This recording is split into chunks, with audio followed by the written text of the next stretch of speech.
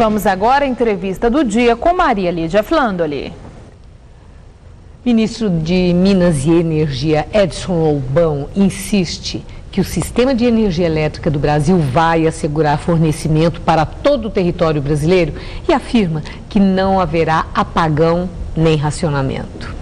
Para falar se a população pode ficar tranquila sobre a possibilidade de desabastecimento de energia elétrica em nosso país, hoje eu entrevisto Hildo Sauer, que é professor e diretor do Instituto de Eletrotécnica e Energia da Universidade de São Paulo. Professor, muito obrigada por estar conosco. Bom, está chovendo.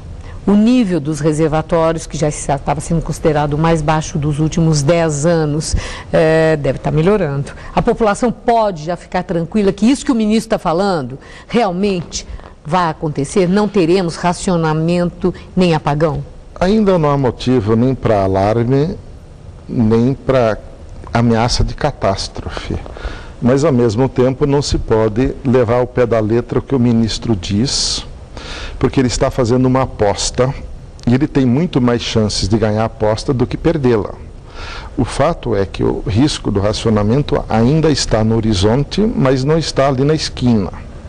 Nós entramos em 2013 com os reservatórios num nível semelhante ao que eles estavam em 2001.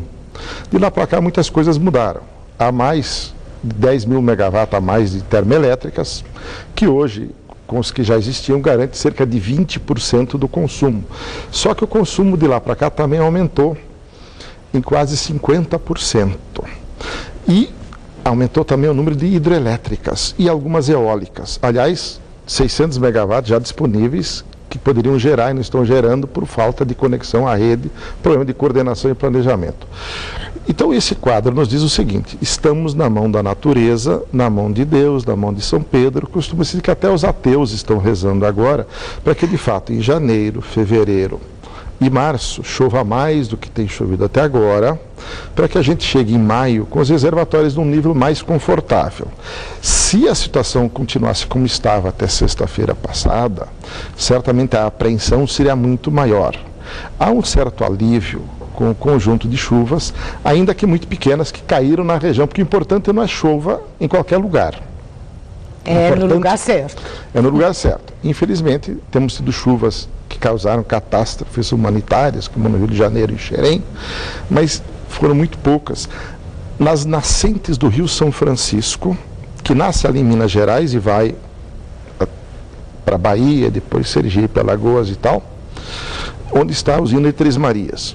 Do outro lado, nós temos as nascentes do Rio Paraná, que é a maior bacia brasileira, o Rio Paranaíba, com Araguari, seu afluente, e o Rio Grande, onde está a usina de Furnas, Nova Ponte, Emborcação, Itumbiara, São Simão, que são, na verdade, que eles estão mais ou menos a 800 metros acima do nível do mar, e toda a água que cai ali, ela vai como numa cascata rolando até chegar ao Atlântico, gerando energia em toda a cadeia de usinas. Se chover bastante ali, ou pelo menos algo próximo da média, ou mesmo um pouco abaixo da média, certamente chegaremos em maio num nível aceitável. E se não chover, esse recurso do uso das termoelétricas que está causando uma apreensão em empresários, eles temem que possa faltar gás para a indústria, se houver essa necessidade, digamos, de suprimento, se os reservatórios não forem abastecidos. Esse temor tem razão de ser?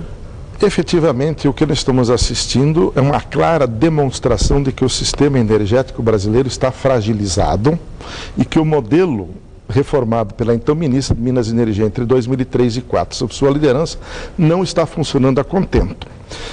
Houve um conjunto de apagões, isto é, perda do sistema de transmissão, já quase meia dúzia entre 2011 e 2012.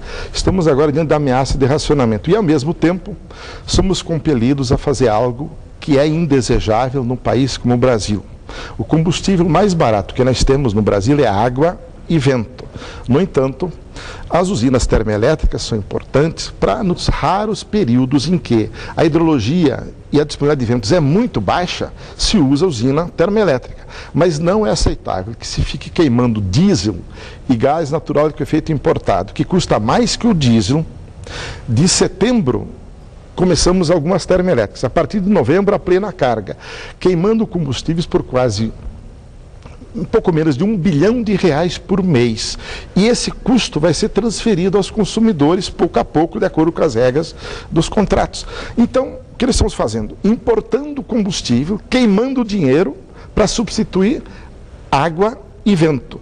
E por que nós estamos usando água e vento? Porque nitidamente o processo de planejamento adotado no governo, dentro deste modelo criado pela ministra, é inadequado. Ele, na hora de fazer os leilões de aquisição de mais capacidade, está demonstrado que escolheu inadequadamente, pelo menos talvez as térmicas pudessem existir, desde que existissem mais usinas hidráulicas e eólicas.